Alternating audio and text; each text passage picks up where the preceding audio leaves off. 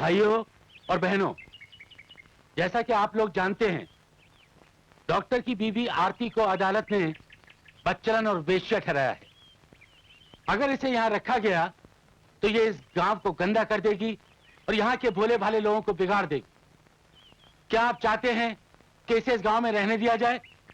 बोलिए, पंचों और जनता की क्या राय है? धर्मराज, इससे पहले कभी हम लोगों ने अपनी राय दी है भला? सारा फैसला तुम ही करते हो।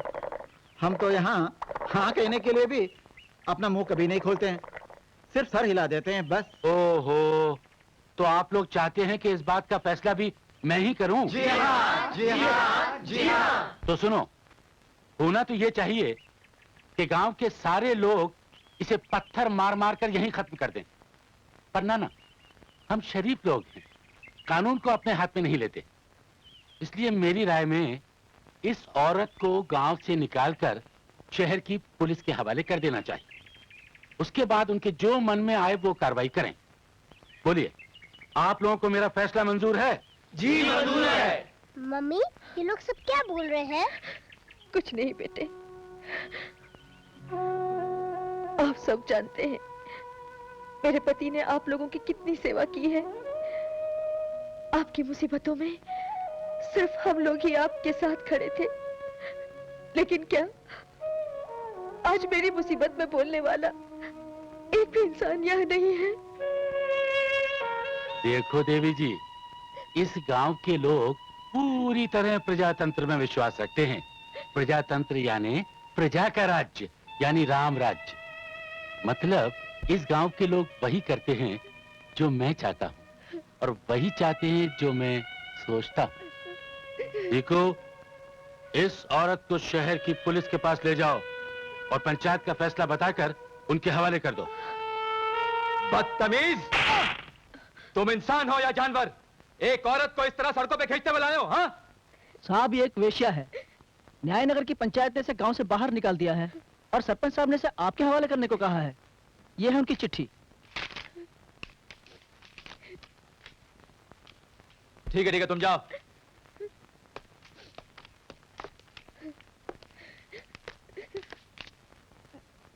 शक्ल से तो तुम शरीफ लगती हो और काम ऐसे करती हो।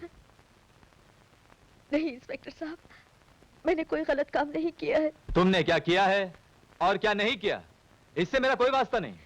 पंचायत ने तुम्हें दोषी ठहरा कर मेरे पास भेजा है और तुम्हारे खिलाफ कानूनी कार्रवाई करना मेरा फर्ज बनता है। कल तुम्हें अदालत में ले जाया जाएगा और वहीं फैसला होगा कि तुम दोषी हो या नहीं। हवलदार। जी साहब, इसे मैं अंदर डाल दूं उन गुंडों के साथ?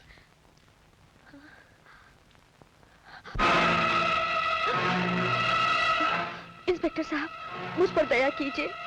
आपको जो कार्रवाई करनी है कीजिए, मगर मुझे उन गुंडों के साथ हवालात में मत डालिए। मैं अपनी बच्ची के साथ यही रात काट लूंगी। और रात भर तुम्हारा पहरा कौन देगा यहाँ?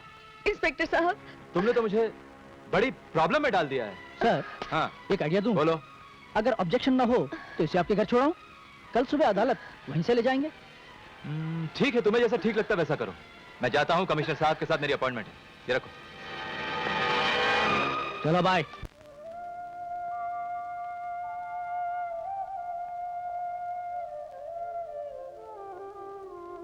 सच कहता हूं, मुझे तुम्हारी हालत पे तरस भी आ रहा है और दुख भी हो रहा है।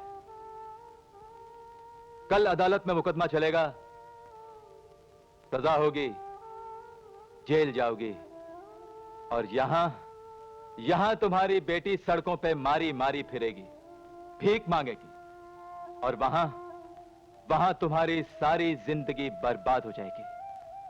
क्या यह सब तुम्हें अच्छा लगेगा? और मैं कर भी क्या सकती हूँ? तुम्हारे जैसी औरत अगर चाहे तो सब कुछ कर सकती है। देखो, भगवान ने जो कुछ भी दिया है ना, उसे बर्बाद नहीं करना चाहिए।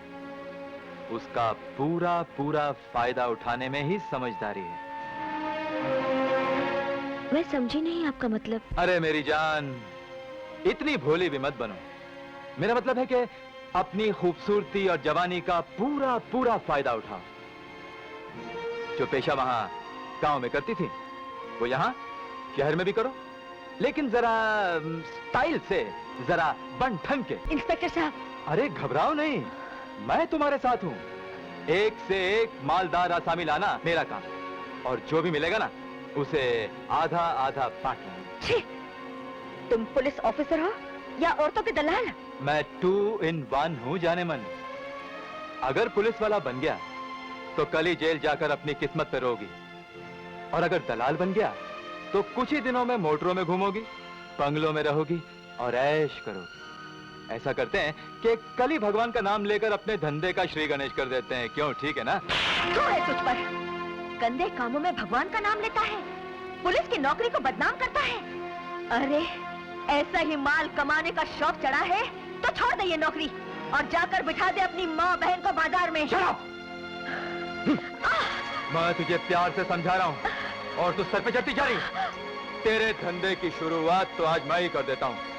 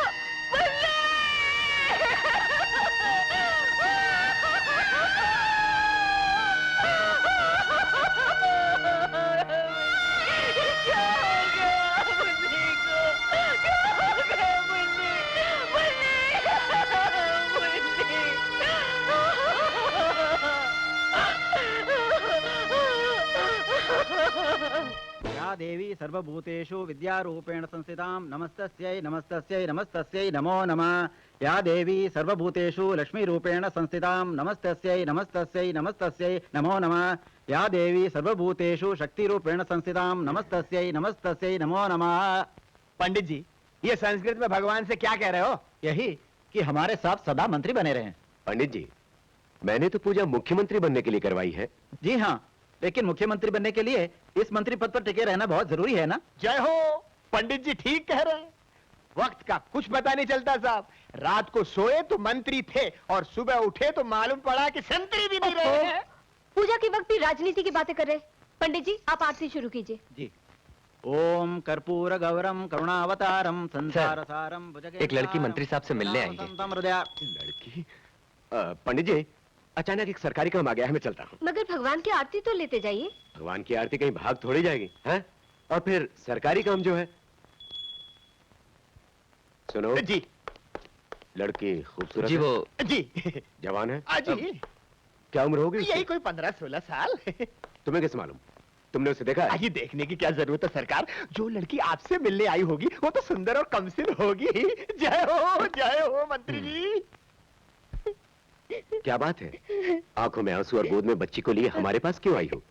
ये बच्ची नहीं है साहब, बच्चे की लाश है। अरे रे रे रे, लेकिन हुआ क्या ऐसे?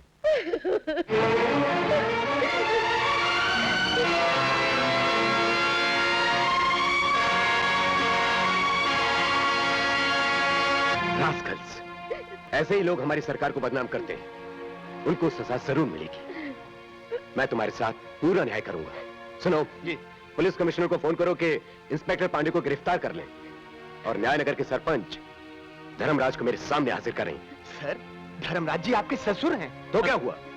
उनकी बेटी से मैंने शादी की है, इसका मतलब ये तो नहीं कि एक अबला पर जुल्म होने दूं, अन्याय होने दूं। जाओ, फोन करो, जाओ। Yes sir. तुम्हारे साथ जो कुछ भी हुआ है उसका मुझे बहुत दुख है।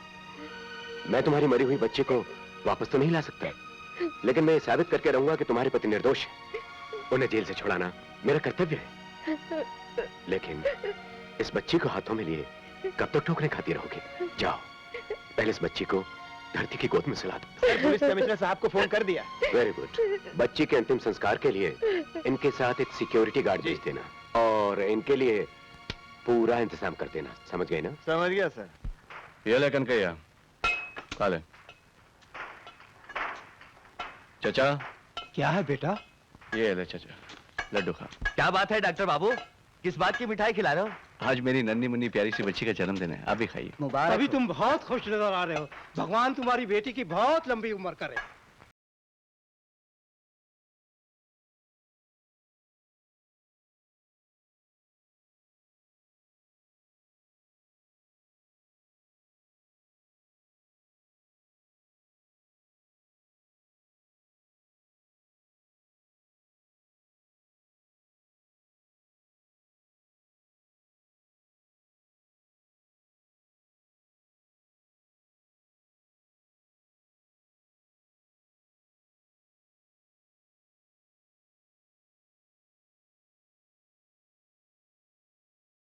इस देश की एक और अबला का उद्धार कर दीजिए। जय हो। समाज सेवा तो अपना परम धर्म है। जानता हूँ साहब, मैं तो आपको अच्छी तरह जानता हूँ और आप जैसे मंत्री तो बहुत कम होते हैं। धन्य है, धन्य है। जय हो, जय हो। अरे ये क्या, तुमने कुछ खाया नहीं? अरे खाओगे नहीं तो जिंदगी के तूफानों से कैसे लड़ोगे? हैं? कुछ खा लो। मुझे भूख नहीं है। हवलदार सुनो, मंत्री जी अंदर किसी अबला का उद्धार करने के लिए गए हैं। बाहर तुम जरा चौकन्ने रहना, कोई अंदर जाने नहीं पाए, समझे? ये तो घूरता है। बाप रे, जय हो। जब ऐसे दलाल चमचे मंत्री के पिए होंगे तो इस देश का क्या होगा? आए? ए भाई, तुमने मुझसे कुछ कहा? जी नहीं तो। मुझे कुछ ऐसा लगा कि तुम्हारी अंतरात्मा मुझे गाली दे रही है। अरे साहब, हमारी अंतरात्मा होती है? तो हम यहाँ नौकरी करते। करेक्ट, बहुत समझदार हो। जय हो, जय हो। बेशरम। देखो, तुम बिल्कुल चिंता मत करो। सुबह होते ही तुम्हारे पति को जेल से छुड़ा लाऊंगा और तुमसे मिलवा दूंगा। ये मेरा वादा है। अरे बैठो ना। अरे डरते क्यों हो? तुम मुझे अपना ही समझो।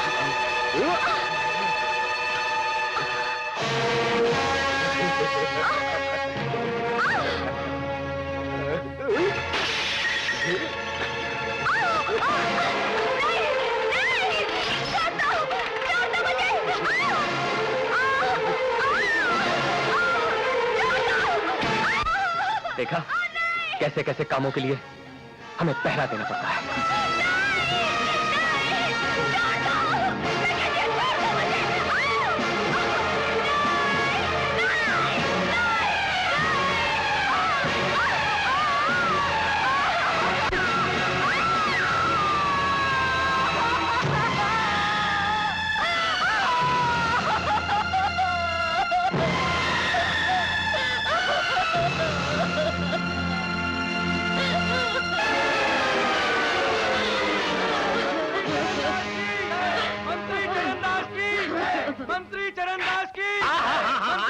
धन्य हो, धन्य हो, धन्य हो। अरे इतने लोगों का यहाँ एक साथ कैसे आना हुआ?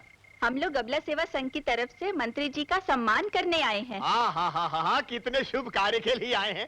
अबलाओं की सेवा करना तो मंत्री जी का परम धर्म है और इस समय भी वो यही कार्य कर रहे हैं। लीजिए, आ रहे हैं, आ रहे हैं। जिंदाबाद! मंत्री जिंदाबाद! सर, आप लोग अबला सेवा संघ की तरफ से आए हैं। आपने जो इनके लिए अच्छे कार्य किए हैं उसके बदले सम्मान करने आए हैं। अच्छा, हम अबलाओं की जो आप सहायता करते हैं उसके लिए आपका बहुत बहुत धन्यवाद। मंत्री महोदय जिंदाबाद! मंत्री महोदय जिंदाबाद! मंत्री महोदय जिंदाबाद!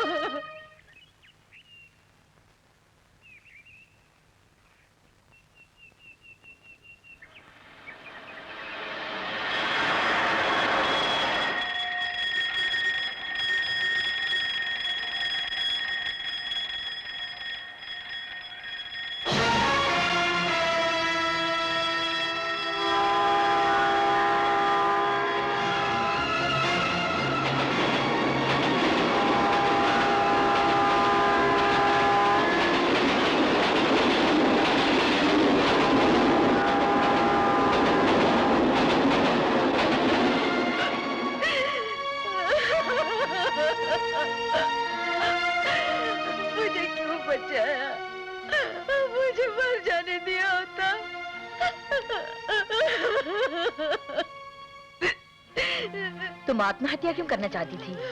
जानती नहीं ये पाप है? इस दुनिया ने हर तरह से मुझे सताया,